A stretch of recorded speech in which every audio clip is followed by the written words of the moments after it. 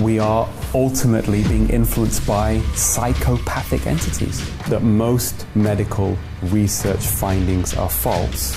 Man, that's a scary statement. The greater the financial interests in a given field, the less likely the research findings are to be true. And pharma is at the top of that list because of the money involved. It's that simple. They're only able to sustain this system because of the lack of knowledge around this sort of stuff. They will deliberately try and suppress this information getting out, and that even means capturing media, capturing politicians, capturing regulators. This problem is bigger than a president, it's bigger than a prime minister. You said when it comes to COVID vaccines and big pharma, the cover-up is now worse than the crime. We have blindly accepted that if it's a vaccine, it must be safe and effective. All vaccines are clearly not the same. You kind of breeze over some of these dark night of the soul moments that you've had. I mean, it can't be that easy when you're home alone in the dark thinking, do I really want to push forward with this? 6 anonymous NHS doctors, they are taking legal action against the General Medical Council for not investigating me. And yes, Brian, it is not easy. And there are times where I think, I could lose everything. Everything could just shatter tomorrow.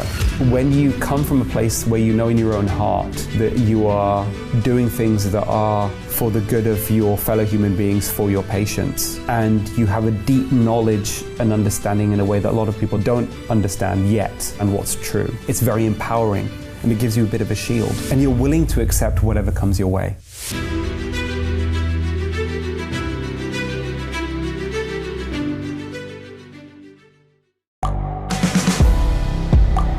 The world is changing. Inspiration is everywhere. It has never been so easy to connect, share, and bring people together. We're learning from others and finding the best in ourselves. Challenging our beliefs. Sharing our vulnerability. Overcoming our fears. Transforming ourselves so we can transform the world. How far can we go? This is London Real. I am Brian Rose. My guest today is...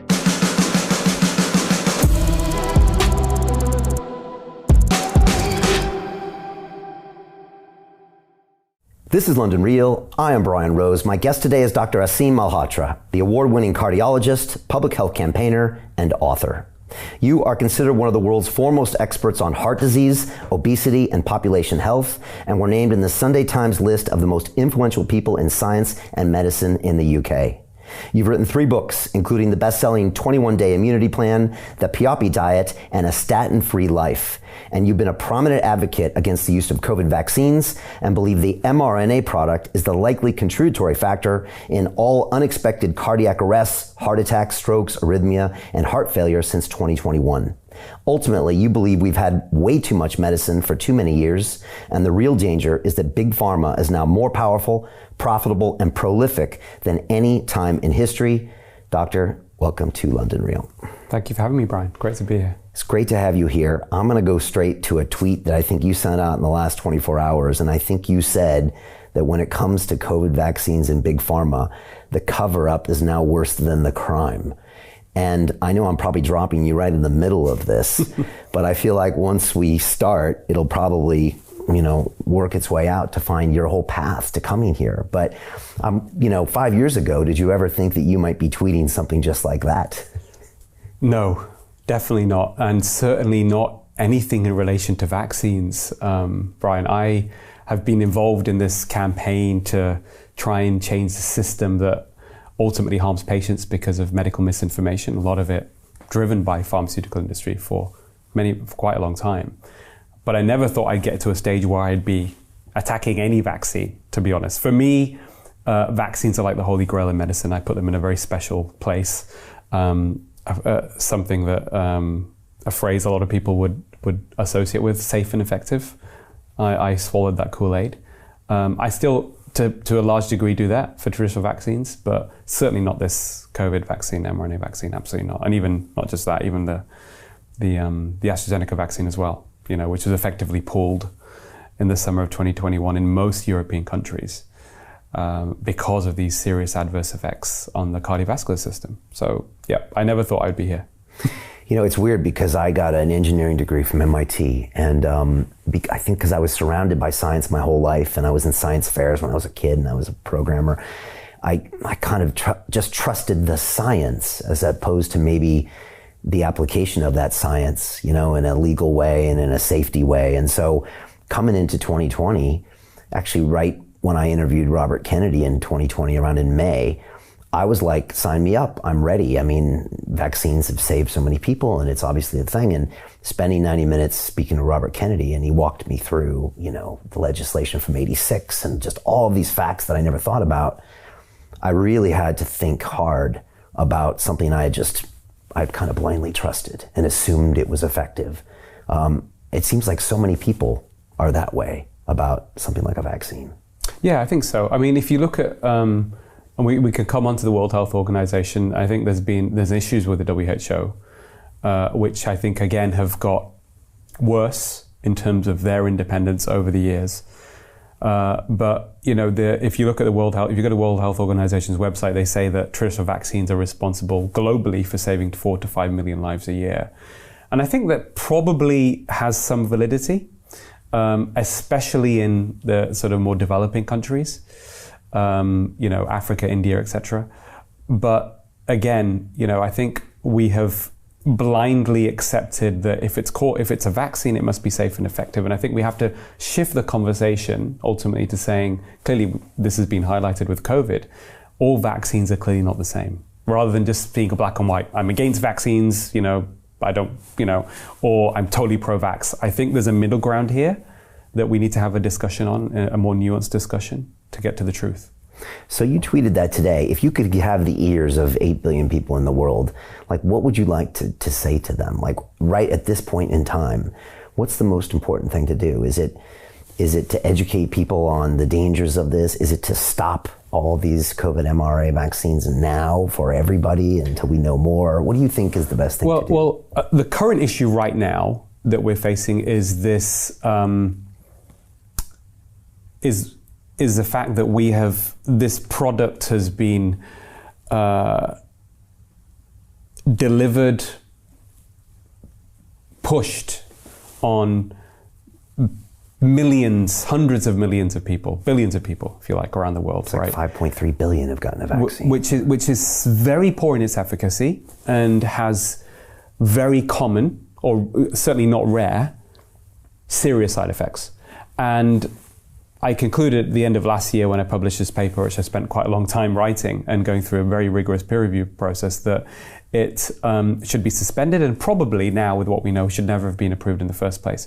But I think if we take a step back to try and understand the roots of this problem, Brian, I would say that the one thing that I would, you know, want everyone to know, and this may sound very controversial, but this comes from the person I call the Stephen Hawking of medicine, the most cited medical researcher in the world, John Ioannidis.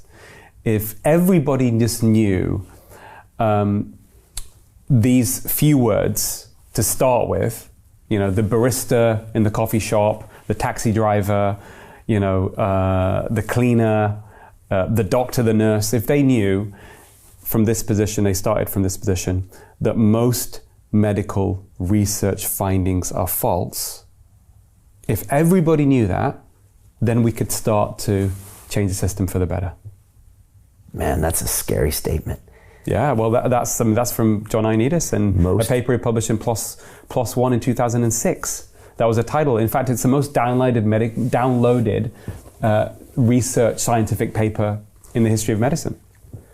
Most medical research findings are false. Yeah. Okay. How do we unpack that? Because most people, when they go to their doctors, they look to their doctors as if they're some almost like deities to a certain extent, you know, unerring. We trust our health to them and we just assume that everything they conclude and write about is gospel.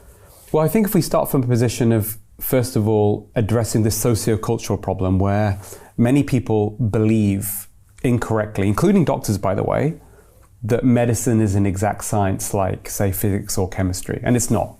It never has been. It's an applied science. It's a science of human beings. It's a social science. It's constantly evolving, it's constantly changing as new information emerges. So if we start from that position, a lot of the way we make diagnosis or the way that we come to conclusions about what's at the root cause of a particular patient's presentation of symptoms or disease is it's the art of probabilities based upon information that we gather over time. So if we start from that place, then it's easier to unpack why Ioannidis would say most research published findings are false, because most of that research now is funded, analyzed, produced by drug companies who have a very specific legal obligation to produce profit for their shareholders and then not to give you the best treatment. Although we would believe, many people would believe that would be the case. And in that process, what they do invariably when they draw their conclusions, which are published in these journals like The Lancet or the New England Journal of Medicine, is that almost always they will exaggerate the safety and benefits of their products in order to sell them. So that is how that concept is best understood. And one of the other things that John Ioannidis does, and he's also a mathematical genius. I think he got the national award in Greece for mathematics, actually. That's where he trained originally, and he went to medical school there. He also says, through his mathematical modeling analysis of trying to figure out what's reliable and what's not, or what is less reliable, he says the greater the financial interests or other prejudices in a given field, the less likely the research findings are to be true. Which is very interesting because, I know you, Brian, come from a kind of engineering and also a banking background, right? So if people think of technology and all the advancements that we've made in technology, which have been phenomenal in the last several hundred years, but certainly in the last few decades, we cannot apply that to medicine. But people do. They think that if it's an expensive drug, it must be really effective. But actually what I do and what a lot of the people in this space are trying to do is to try and say, listen, let's first and foremost understand what is the reliability of these research findings. What kind of data are we using here to make these conclusions? Ideally, we call it the hierarchy of evidence-based medicine tells us that the double-blinded randomized control trial is the highest quality level of evidence. But you actually ideally shouldn't be relying on one trial. You certainly shouldn't be you should be skeptical if it's sponsored by the drug industry, and then has it been replicated? And often the approval process doesn't allow us to get to a greater truth to understand that this information that we're getting, even from a randomized control trial, is reliable. And then okay, once we know there are limitations, which we should tell patients, right? That's part of actually the best way to practice medicine, is to also discuss uncertainties about anything you're telling a patient. Again, most doctors probably don't do this. We know that.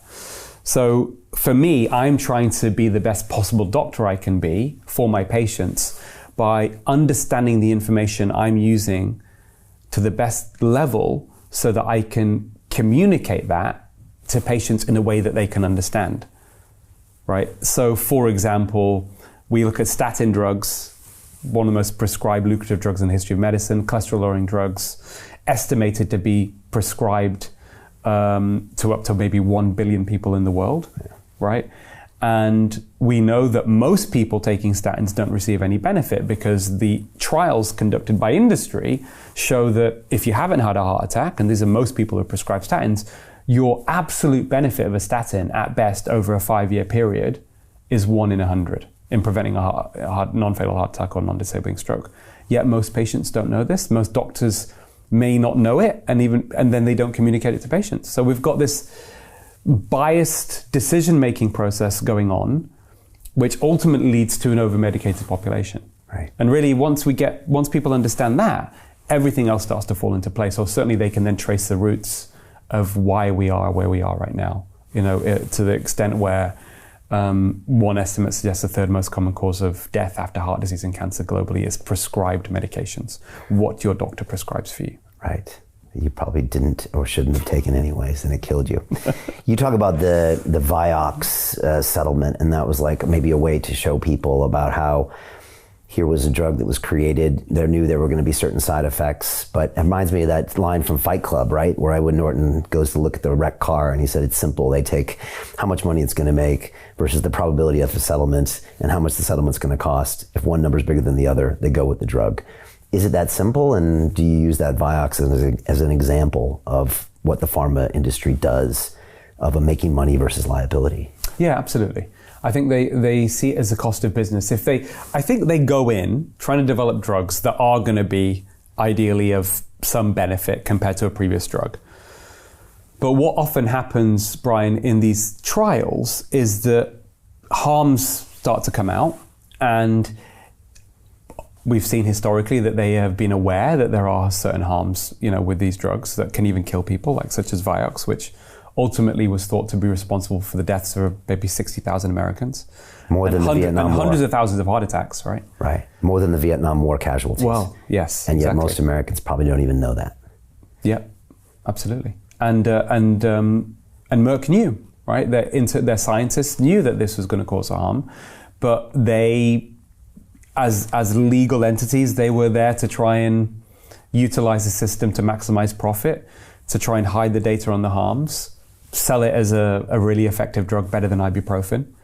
And ultimately it was found that was all found to be false, and they got fined close to $1 billion. But they end up making more profit from the sales of the drug, right? A lot more, so that they see it as a cost of business. And then nothing changes in the system to stop this happening again, and no one got fired, no one lost their job. They probably got promoted, I suspect, some of these people who are behind Vioxx.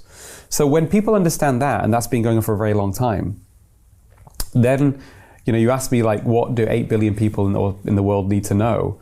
They need to know this stuff, right? Because most people wouldn't find this acceptable. We live in democracies, and they're only able to sustain this system because of the lack of knowledge around this sort of stuff. But what they do is they will deliberately try and suppress this information getting out. And that even means capturing media, capturing politicians, capturing regulators. And I've come up with this term, which even Richard Horton referenced in The Lancet, because he came to my talk in London when I discussed all of these issues. The drivers at the root of this, or one of the main drivers at the root of many health problems going on in society today, even the suppression of democracy in many ways, is a psychopathic entity. So I call it the psychopathic determinants or drivers of ill health. Because the way that many of these multinational corporations make money is often behaving as legal entities in a psychopathic way. So callous unconcern for the safety of others, incapacity to experience guilt, deceiving people, deliberate lying, conning others for profit. So they tick all those boxes.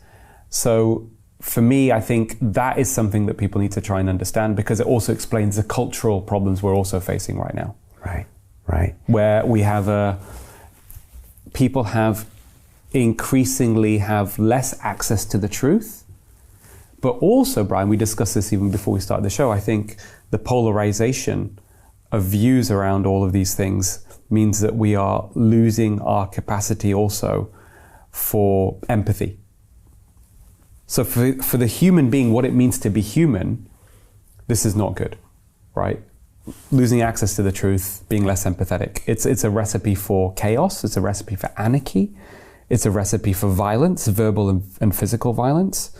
And that's my biggest concern, is that society is heading down that direction because we are ultimately being influenced by psychopathic entities. And pharma is at the top of that list. 100%. Because Absolutely. of the money involved. It's that simple. Yeah. But if you take it further, it's the economic system that has allowed this to happen. Right. Maybe by stealth over time, they have behind the scenes, I talk about this increasing visible and invisible unchecked power.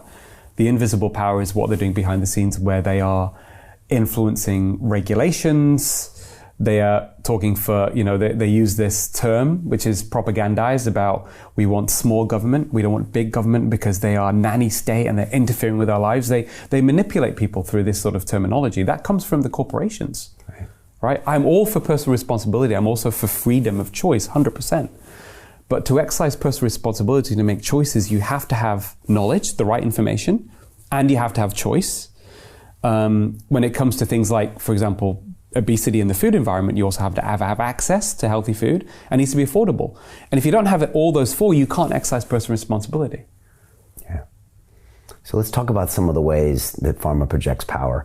I'm just going to guess a few off the top of my head and tell me if I'm right or wrong, or the ones that you think about. But I mean, in America, since you can advertise on television for a lot of these drugs, they seem to quote unquote own a lot of the networks because they pump so much advertising dollars, it feels like they can have an influence. That's one guess. Yeah. Secondly, campaign funding. I'm guessing donations to politicians, whether it's quid pro quo or not, to leave us alone.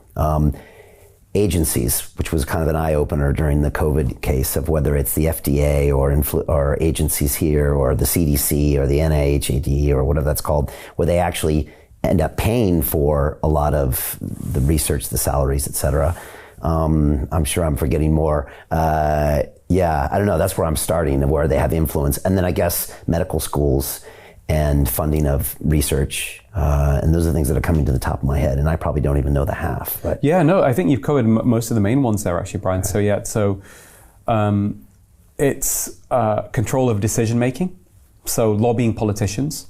And actually, I think, this is also an important area to discuss because understandably, there is a lot of division right now around this whole issue about the vaccine. And there is certainly a subset of people who think there is some master plan or conspiracy to kill people, depopulation agenda, all this kind of stuff. I have, I'm very Socratic in my thinking as well, right? When Socrates said true wisdom only comes from dialogue. So as I've had the opportunity in my career with some of the work I've done to have access and have conversations with some of these people, some of these politicians who've been involved in government roles, former secretaries for health, for example, they come to me and ask me for medical advice. They trust me.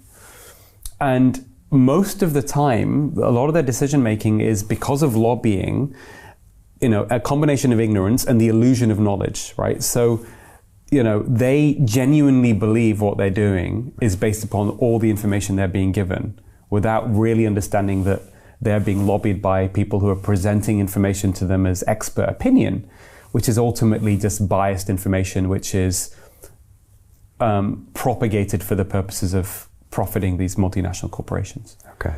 So I think but you're right. So political environment, right? And we can see a great example of that. I'm glad you raised that point. We'll move on to others because it's quite relevant.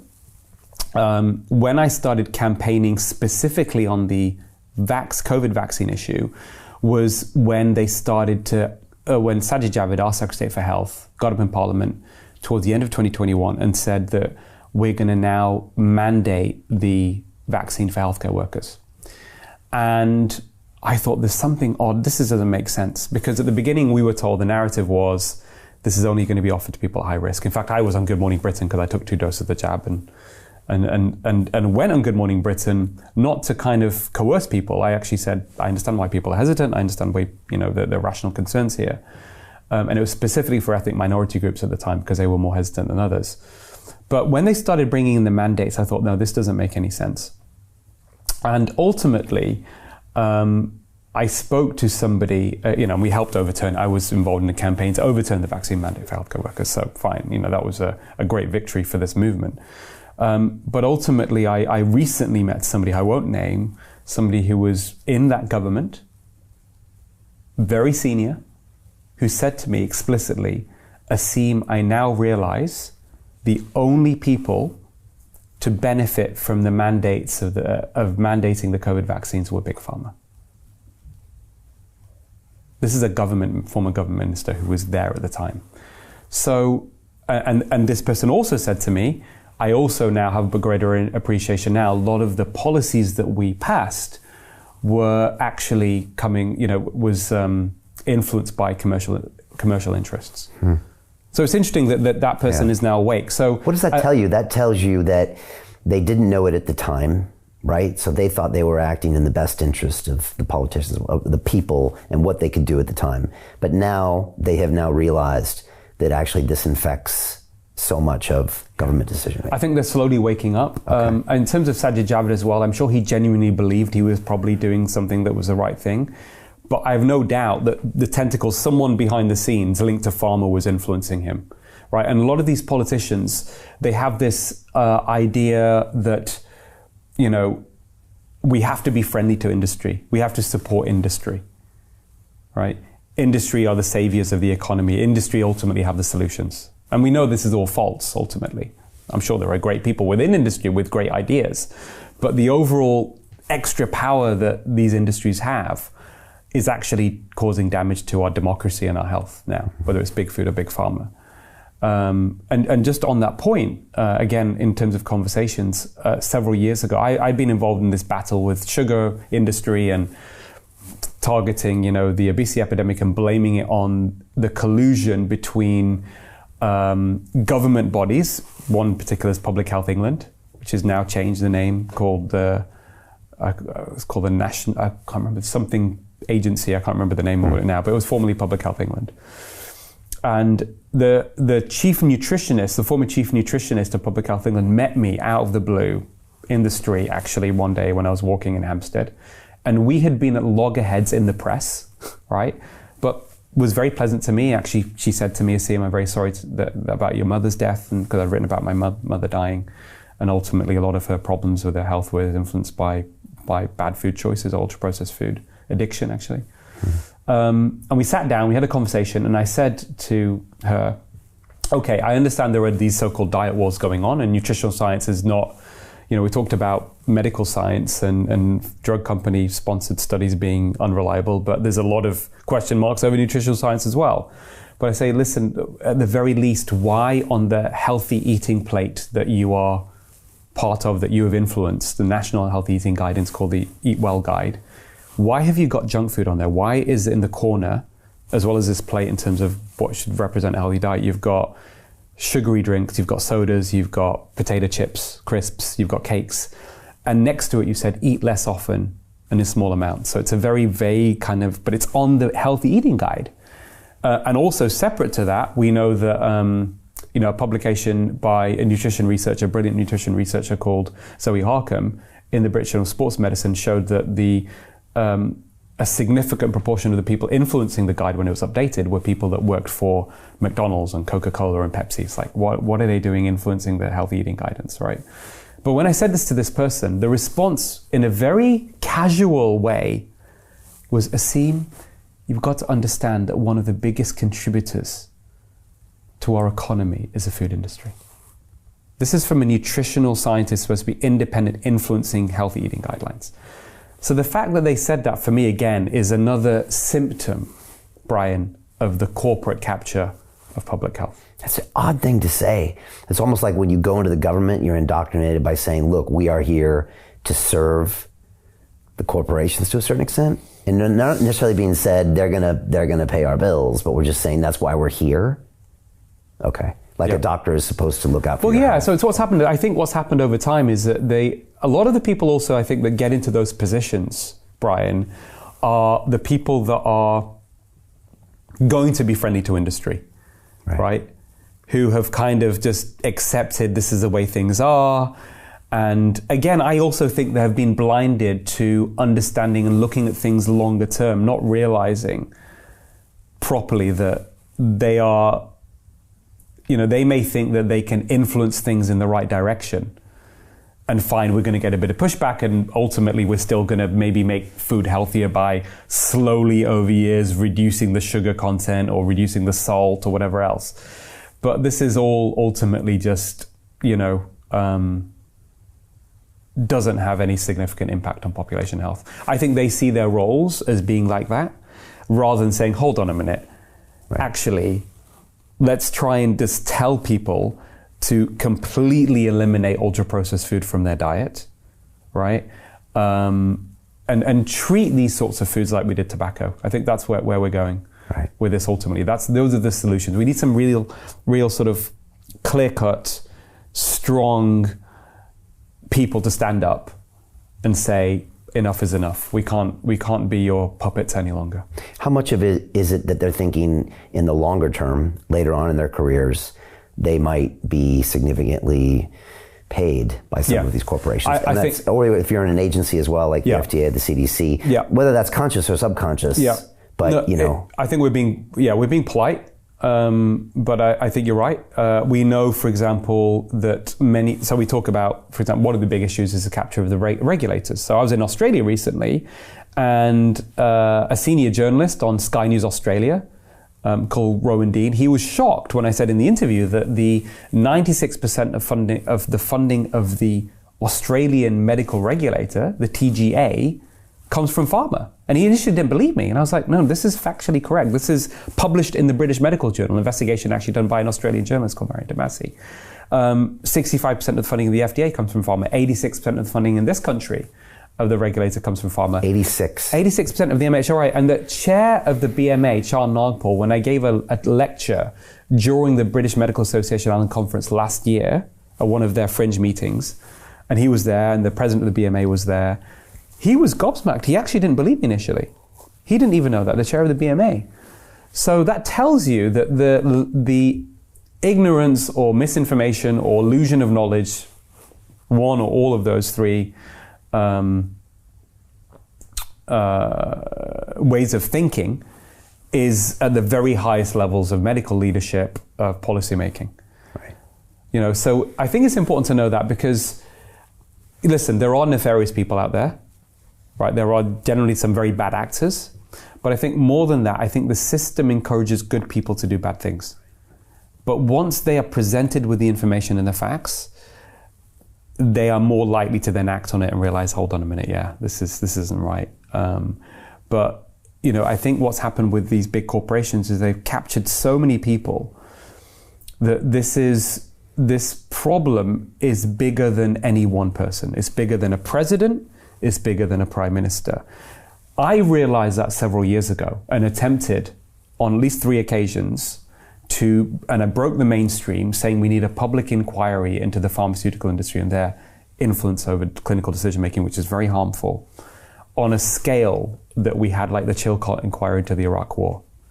And I wrote about this, and it became news stories in the Daily Mail, in the Guardian. It was a front page of the newspaper when I went and spoke in the European Parliament in 2018.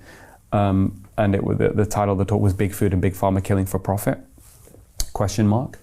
And I went there with the former president of the Royal College of Physicians, Sir Richard Thompson, who was also former personal physician to the Queen of England, who was all very much on side. And the reason I did that, Brian, was because I thought this problem is so big that it needs huge awareness, ideally through the mainstream media. And that also influences politicians to act. I found that that's how it worked with my campaign on ultimately helping bring about the tax on sugary drinks and raising awareness on the harms of sugar, which I did in that same way. And I thought, and I tried several times, I kept, and I went and met with politicians and discussed it with them, even the then chair of the Health Select Committee, Sarah Wollaston. And I sat with her in her room, and then she realized this was a big problem several years ago. This was a really big issue, because what was also going on is lots of examples of research misconduct were coming out, fabrication of data across British institutions, and nothing was done to sort the problem out. And we thought, bloody hell, this is just really, really bad. But she even said to me, Aseem, I need more support from my colleagues. The colleagues, a lot of those politicians respond to the media, right? Because they know the media influence the public. Yeah.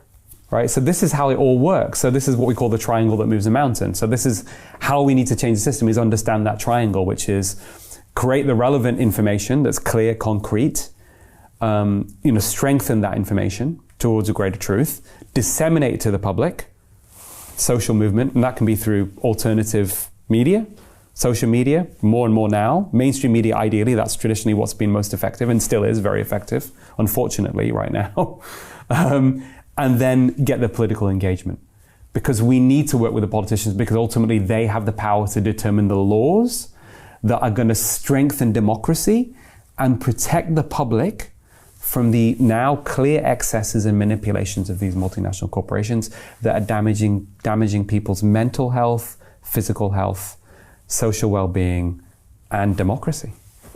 While we're on government, Matt Hancock posted a video recently, or you posted on your Twitter, of him apologizing, I think, under was it a deposition or something? And he was the health secretary during COVID. Part of the COVID inquiry, yes. Right, COVID inquiry. Giving evidence on that. You tweeted about it. What was your comment on that, and what is your thought on that? And what was your thought on his handling of the crisis, or even the government at the time? It's interesting. So I have met Matt. I've known him at a reasonable level, partly because a few years ago, I'm just trying to remember the timeline here.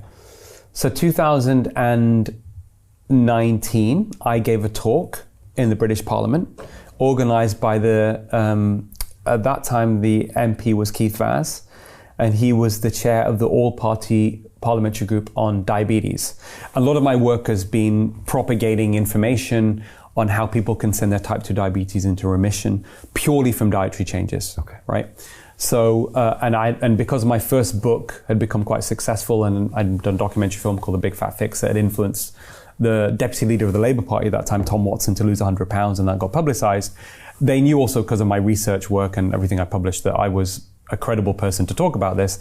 So I was invited to speak in Parliament, and Tom Watson also was quite friendly with Matt Hancock, who was Secretary for Health, and I got in touch with him as well through that, and Matt was initially supposed to come to my talk, but couldn't make it and said, let's meet beforehand. So I met Matt before that, gave him a copy of my book. And I think later on he mentioned, I think, that he lost 2 stones probably on that diet plan himself. So we had initial rapport and interaction then. And then during the pandemic, I was very vocal early on, Brian, on making the link between obesity and metabolic health problems, conditions related to excess body fat and worse COVID outcomes. In fact, I went on Sky News in March 2020 to say, Boris has come out with this slogan, stay at home, protect the NHS, save lives, but actually he should put in there, eat real food. Right. Because actually we know very quickly you can send a lot of these risk factors associated with COVID and reverse them or optimize them just within a few weeks of changing diet. And in fact, that would probably have a big impact on the resilience to infection. And I was getting livid about it because it was so clear the link. Did it frustrate you in that? It did, but and I tried several times, and I eventually got articles in newspapers. I published in journals. I wrote this article, which ended up being a front page, featured as a front page commentary in the Daily Telegraph. And suddenly then I was on BBC News and I was on Good Morning Britain. I've done several stuff, with them before. And I said, I wrote about this, Boris Johnson probably got sick and got hospitalized with COVID because of his weight, And that became a massive story. And we got this stuff into the mainstream. Certainly it was one day's news and it carried on for a little while.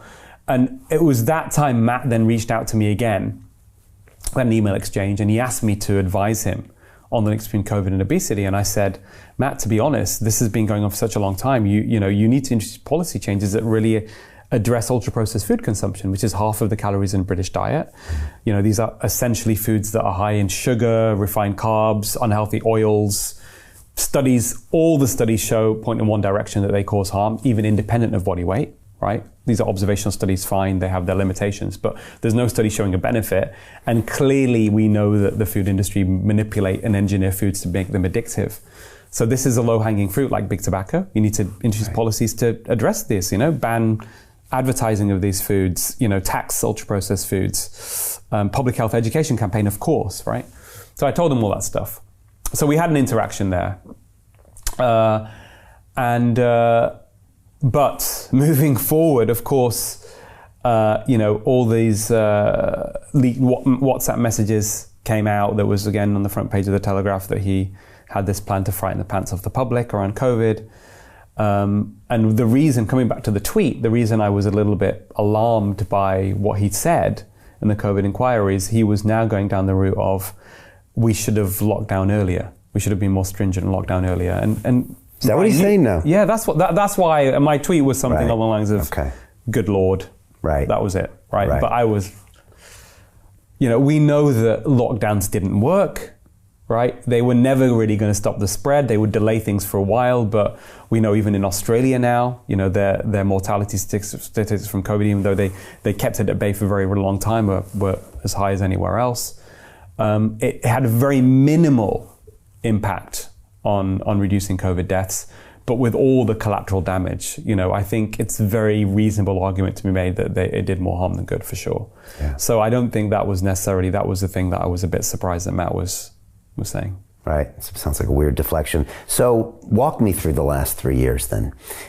And what was going through your mind starting in March 2020 and maybe coming up to now, because a lot of things happened, and your thoughts on the government's reaction? Yeah. So I think first and foremost, with everything I had worked on and campaigned on in my area of research and my interest in diet-related disease, we had a fast pandemic with COVID that exploited a slow pandemic of chronic disease, right? And one clear stat, which is important for people to understand all of that, is that 90% of the deaths globally from COVID now happened in countries where more than half the population were overweight or obese. So clear link there, and it's not I told you so, but if we had actually reversed the obesity epidemic or type 2 diabetes epidemic, something I've been campaigning on for a decade, through policy changes, through right education, through controlling misinformation on diet, then we probably wouldn't have suffered the death toll that we did. At the same time, I think it's important to acknowledge, not to undermine, certainly early on, COVID was particularly devastating for elderly and vulnerable groups. Infection fatality rate was several times higher than the flu. I think now when we look back, I think for people under 70, John Ioannidis actually published a paper on this, saying that the infection fatality rate in people under 70 was actually probably similar to the flu, which is reassuring. But yes, I even managed some patients with long COVID who are still struggling. So, it definitely was a novel virus. In fact, on that note, Brian, as well, I know you've spoken to many different people on this. Something I learned recently is, so when I was in Australia, I spent a day with, in fact, I stayed at his house, a gentleman who's considered one of Australia's most eminent immunologists. His name's Nick Petrovsky. Nick was the first scientist in the world to publicly to discover that the COVID virus came from a lab. It wasn't from a wet market. It had been engineered or manipulated by humans, right? And Nick was that guy. So I spent some time with Nick, and it was very interesting speaking to him about this, because I know people have all sorts of different theories, and this gain of function research, I'm sure you have your own ideas on this, which up until I spoke to Nick, no one had properly been able to explain to me. I'd spoke to Robert Malone about this as well. Like, what exactly is going on here? Is it scientists trying to get ahead of the curve, take viruses, coronaviruses, manipulate them a little bit to try and see how they can become more pathogenic or virulent, and then can we then do something to protect ourselves from this if this was to ever, be circulated widely in the population by producing vaccines? That sounds like a plausible explanation. But actually, it's interesting, that isn't the reason why gain-of-function research occurs, certainly according to Nick. And this may sound strange, what I'm about to tell you, but I can kind of understand this. It's done for purposes of just curiosity and interest amongst many of these scientists. You can say for fun. That may sound odd. I know that coming from an interventional cardiology background, I trained in keyhole heart surgery effectively. Surgeons, interventional cardiologists like to operate, right? Let's use this word. It is fun. It may sound, now listen, I'm not saying it's right. And of course, it's good that people enjoy what they do, but often if they're doing that at the expense of patients, that isn't right. So in some senses, there was that similar kind of mindset amongst, I think, some of these scientists. So they were doing this sort of work, and it had been one of the previous presidents in the US had defunded gain-of-function research in the US. They made it illegal. Didn't Obama make it illegal? Yeah. And it was given an exception because it was previously funded. And I understand, and I understand that Fauci, right, basically was part of all of this. I think wasn't happy. I think went to the military. The military didn't want to engage in it because they thought it was too risky. Absolutely. Like, why would you do this? Because of course things can go wrong. And then ultimately there was this joint American-Chinese lab in Wuhan. I think, listen, conspiracies can happen. They can come true.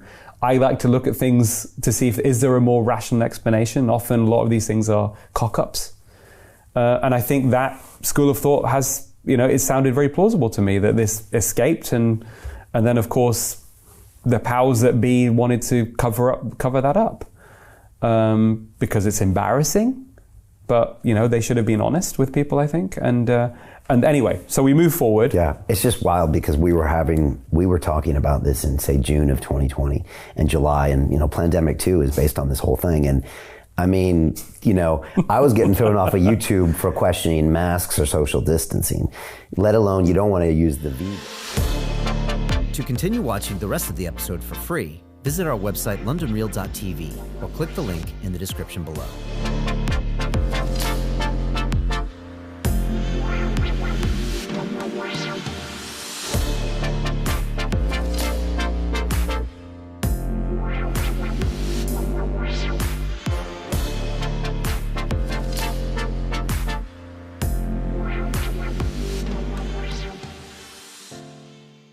So Jim Rickards has just recorded a video that's not available to anyone in the public, and he's going to be talking about how this upcoming recession is going to be fast, it's going to be bloody, it's going to be nasty. But at the same time, he's going to show you how you can position yourself to profit from all of this chaos. Now, we've made this video only available to our viewers. Go to londonreal.tv/Jim. Watch that immediately. I can't say enough good things about Jim Rickards. He understands the global economic system better than any guest I've ever had on London Real. His predictions are almost uncannily true, and you can learn how to profit from his vision, from his expertise, and his understanding of economics. So go to londonreal.tv/Jim or click the link below. It's an excellent, excellent look on what's going to happen in the future and how you can position yourself to profit from that. Jim is one of the best in the business, one of my favorite guests on London Real, and he's very, very good at predicting the future and showing us all to profit from it. So click the link, and I hope you enjoy. Hey, it's Brian Rose, founder of the DeFi Academy. I've told you my 4-week crypto bootcamp is amazing, but don't take my word for it. This is what my students are saying. The DeFi Academy was an amazing experience for me. It took me totally out of my comfort zone. In this course, I was challenged, I was held accountable, and pushed to do things that honestly weren't always easy. It's been phenomenal, and I can't believe we're already up on our 4 weeks. It has flown by. Going through this DeFi accelerator by far was one of the best courses I've taken. You do this course, you really get into the nitty-gritty of the activities that will make you comfortable with decentralized finance. Thank you so much to Brian and everyone at London Real and the DeFi Academy for even putting together an amazing course like this. Anybody else that wants to do it, please sign up. It is well worth the money.